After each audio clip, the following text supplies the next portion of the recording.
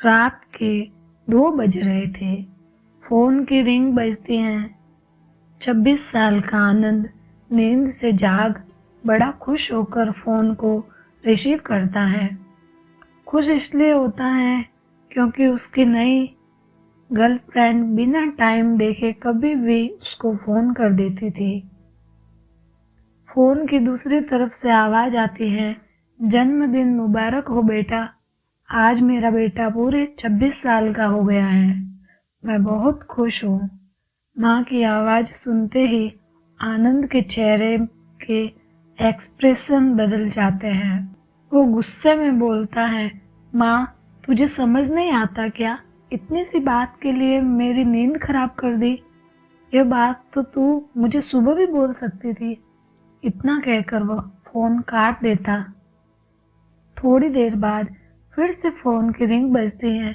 आनंद फिर से फ़ोन उठाता है और इस बार फ़ोन पर पापा होते हैं। आनंद इस बार आराम से बात करता है।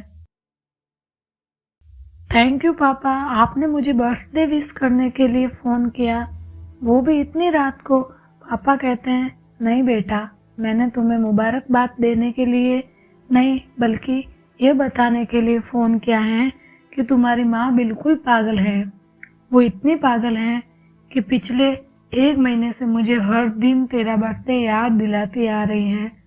वो इतनी पागल है कि तू हमसे सैकड़ों किलोमीटर दूर है, फिर भी उसने यहाँ पर खुद अपने हाथों से तेरे लिए केक बनाया है। ऊपर से ये जिद कर बैठी है कि जब तक तुझे विश नहीं कर देती तब तक न खुद खाना खाएगी न मुझे खाने देगी।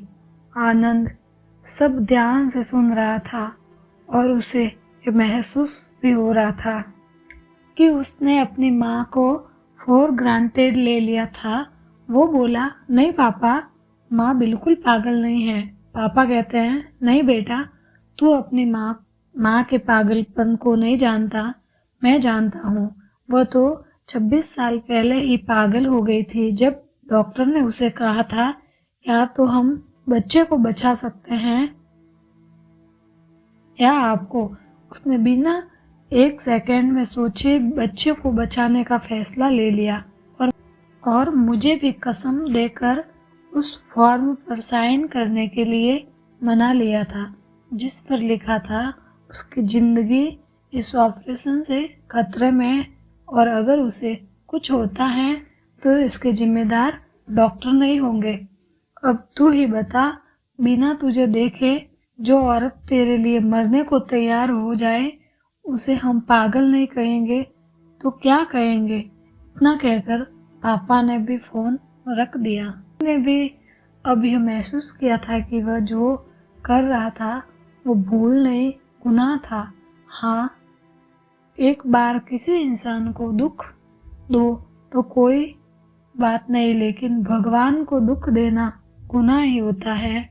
और माँ भगवान से कम नहीं होती। पश्चाताप के आंसू उसकी आंखों से बह निकले। सवेरा होते ही आनंद अपने घर की ओर रवाना हो गया, अपने माँ बाप से माफ़ी मांगने के लिए। घर पहुँचते ही उसने पहले माँ से माफ़ी मांगी जिसने उसे गले से लगा लिया। फिर वह अपने पापा से माफ़ी मांगने लगा। पापा ने कहा, कोई बात नहीं बेटा, जा तू वापस चला जा। तेरी माँ हमेशा कहती थी कि तू उसे बुढ़ापे में संभालेगा, लेकिन मैं उसे समझा दूंगा। जैसे आज तक मैं उसे संभालते आया हूँ वैसे ही आगे भी मैं उसका ख्याल रखूंगा। उसे भी यह समझ लेना चाहिए, जो बेटा उसके एक फ़ोन करने से परेशान हो जाए वह उसे उम्र भर क्या संभालेगा। बाप की ऐसी कड़वी बातें सुन आनंद की आंखें बहने लगी। वो सर झुकाए अपने बाप के सामने चुपचाप खड़ा रहा। अपने बेटे को परेशान देख माँ आगे आती है और पापा को कहती है, जाने दीजिए, माफ़ कर दीजिए, हमारा ही बेटा है। माँ की ममता का मोल ना कोई लगा पाया था ना कोई लगा पाएगा। 9 9 महीने प्रसव की पीड़ा सहन करके हमें नई जिंदगी, नई दुनिया में लाने वाली माँ ही हमारी हर गलती को माफ कर सकती